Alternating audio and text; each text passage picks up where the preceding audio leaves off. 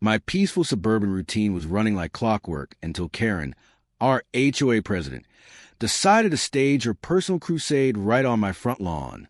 I'd been in this neighborhood for 5 years without a single major issue. The lawns were trimmed, neighbors waved politely, and weekends were spent lounging by the community pool. Then Karen won the HOA election. She was a middle-aged woman with a perfectly sculpted haircut and a glare sharp enough to sour milk. From the moment she took office, she treated the HOA handbook like sacred scripture, enforcing every line with the enthusiasm of a tiny tyrant convinced she was restoring order to civilization. At first, the problems were minor. I got a warning because my trash cans were visible from the curb for exactly 10 minutes beyond the allowed time frame. Then there was a fine over a single rebellious dandelion near my mailbox.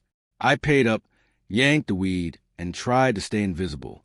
But Karen seemed energized by confrontation. She cruised the streets in her golf cart, clipboard balanced on her knee, scanning for violations. People whispered about her at block parties, but no one wanted to challenge her. She excelled at bureaucratic battles, and the rest of us just wanted peace. Everything escalated when my brother Mark came to town. Mark is a district attorney, a demanding job that keeps him constantly busy. He's calm, practical, and one of the most decent people I know. He had just bought himself a brand new black pickup truck, glossy, flawless, the kind he'd worked years to afford. Since my driveway was full, he parked along the street in front of my house. The road was wide. He wasn't blocking anyone, and it was entirely legal. I didn't give it a second thought. That was my mistake. The next morning, I was pouring coffee when I heard Ray's voices outside. I glanced through the window and saw Karen planted beside Mark's truck, pointing dramatically while lecturing a tow truck driver who looked like he wanted to disappear. My stomach dropped. I hurried outside. "Karen, what's happening?" I asked, doing my best to stay calm. She turned with a smug little smile. "This eyesore," she announced, motioning toward the truck, "violates HOA Bylaw 7.4.4. Commercial vehicles are not permitted to remain parked on the street overnight." I stared at her. "That's not a commercial vehicle. It's his personal truck." "It has a cargo bed," she snapped. "It could be used commercially. Therefore, it qualifies." She said it as if she'd just delivered a Supreme Court ruling. "The tow truck has been called. It's being impounded." Mark stepped outside, composed as ever. "Ma'am," he said evenly, "there's been a misunderstanding. This is my private vehicle. I'm just visiting." She barely looked at him. Ignorance of the rules is not an excuse. It's being towed. The tow truck driver shifted nervously. "Honestly, it looks like a normal pickup to me." Karen bristled. "Are you questioning my authority? I am the HOA president." "Tow it immediately." Then, before anyone could react, she marched to the edge of her yard, grabbed a landscaping rock, and hurled it straight at the driver's side door. The impact echoed down the street. A massive dent scarred the pristine black finish. Gasps rippled through the small crowd of neighbors who had gathered. Mark's expression went from calm to glacial in seconds. The tow truck driver looked stunned.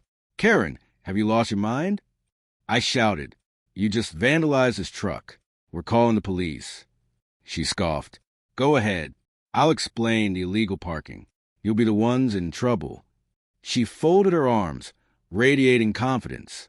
Mark calmly took out his phone, not dialing emergency services, but scrolling through contacts. He met her gaze. "You're entitled to interpret HOA rules however you like," he said quietly. "But you are not entitled to damage my property. That's criminal vandalism." She laughed harshly. "Oh, please. What are you going to do? Sue me? My husband's a very successful dentist. We have excellent attorneys." I stepped forward, my patience gone.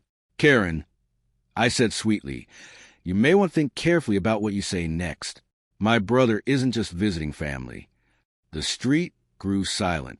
Even the tow truck driver froze. I gestured toward Mark.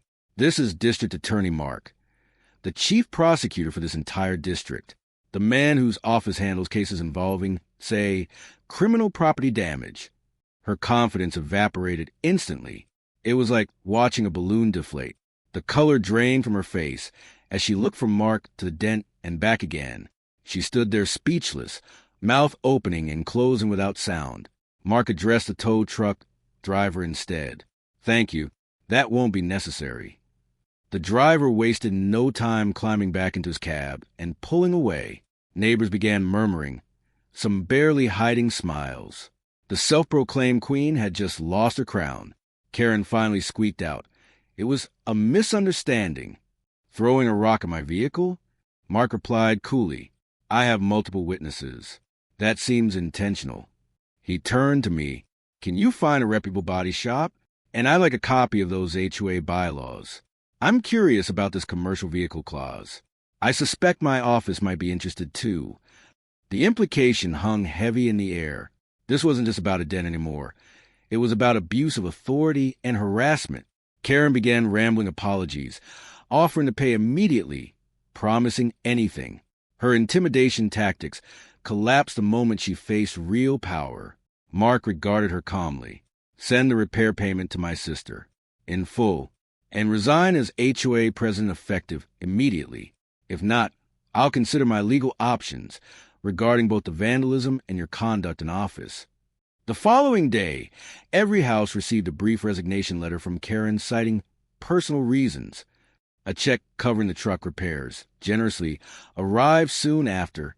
A new, level-headed neighbor became HOA president, and tranquility returned. Now, when I occasionally see Karen hustling from her car to her door, she avoids everyone's gaze.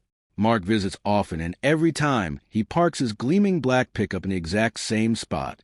It stands there like a polished monument to karma, a reminder that even the loudest bullies can be humbled.